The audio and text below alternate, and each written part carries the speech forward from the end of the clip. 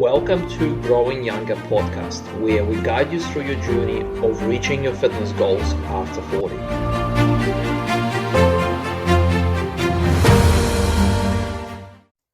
In this podcast, I will reveal a surprising hand test that can reliably predict your longevity. Hi guys, my name is Alex Blazewski. I'm a physiotherapist from Growing Younger Fitness.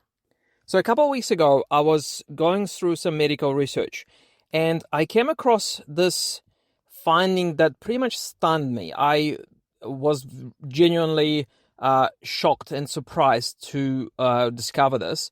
I was actually looking for some predictors of health, particularly for people over 50, so health, cardiovascular, fitness, risk factors, and I stumbled upon this one test, which I had to reread the article twice to make sure that I understood it correctly, because I was so surprised to discover the findings. So what it actually said, this research said that by using your grip strength, you can actually reliably predict your risk of dying. And grip strength seems to be such a strong predictor of your health and your longevity that it was even found to be a stronger predictor than your blood pressure.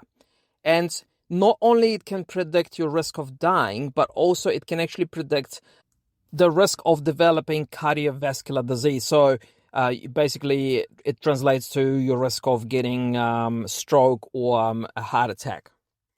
And it seems to be so bizarre that grip strength seems to be a stronger predictor of cardiovascular health, even stronger than blood pressure.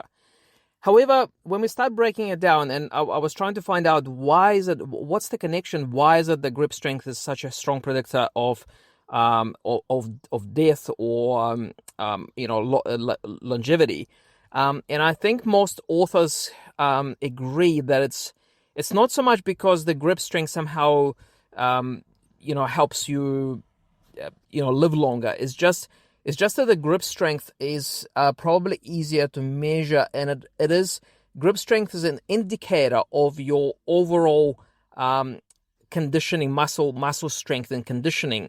And so a weak grip strength is essentially an indicator of frailty. So if you are generally frail and you're losing muscle strength, not just in your hands, but all over the body, your grip strength will suffer as well. So that is probably the way I would explain the connection between grip strength and your life expectancy. So on that note, if you think that, if your grip strength is weak, if you think that by specifically strengthening your grip only and ignoring the rest of the body is somehow going to help improve your health and extend your life expectancy, that is probably not the case. Because as I said, grip strength is just an indication, it's just a reflection of your overall muscle strength status in your whole entire body. So to improve your health status, you would need to address the whole body. You need to get involved in a whole body strengthening program, not just your hands. So for those of you who like numbers, I'll give you a little bit of stats. So according to research, every 5 kilos so if your grip strength reduces by 5 kilos, your risk of dying increases by about 16%. And this is according to multiple studies that were done on this topic. And your risk of cardiovascular disease increases by 21%. So again, if your grip strength drops by about 5 kilos, your risk of dying increases by 16%, and your risk of getting a cardiovascular disease of any sort increases by 21%. Now, as another relevant general clinical guide, it is agreed that for men, the grip strength needs to stay above 26 kilos. So you would need a dynamometer device to measure your grip strength.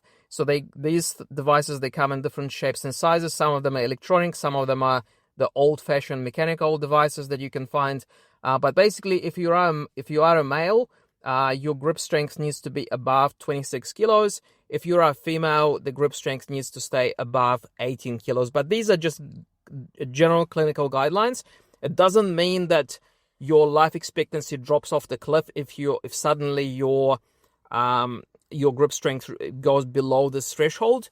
But it's just a general advice to try and keep your grip strength above those levels.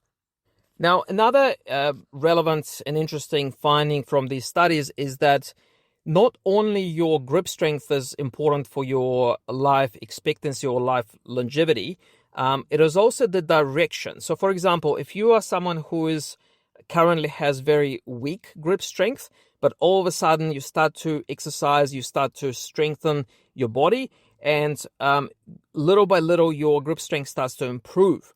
So your life expectancy, it actually increases significantly if your trajectory, if suddenly your grip strength gradually starts to improve. So not only the pure number, the pure strength is important, but also in which direction are you currently going? Is your grip strength getting stronger or is it getting weaker? So that trajectory actually plays a significant part in terms of predicting your health and your life expectancy. I find these findings very interesting because a lot of people wear these wearable fitness tracking devices, the smart watches, and they count your steps, they take into account your sleep patterns and all the rest of it. But the one indicator that seems to be a much stronger predictor of your health and longevity, that is actually probably, you could argue that it's easier to measure, is not taken into account by any of these devices. Don't you find this strange? Now, before I end this podcast, I'm going to give you one more relevant fact. So the other finding that the research has discovered is that your grip strength asymmetry is also very important. So, for example, if the difference between your left hand and your right hand is more than 20%, you also run a higher risk of dying prematurely. Okay? So not only purely your grip strength is relevant, but also the difference between your left and your right arm. So if the difference in strength and grip strength between your left and right hand is more than 20%, then yes, unfortunately, you do run a higher risk of dying early. Okay, so hopefully, guys, you might be as much puzzled by these findings as I was when I found them. Hopefully, this is relevant to you, and I'll speak to you on the next podcast.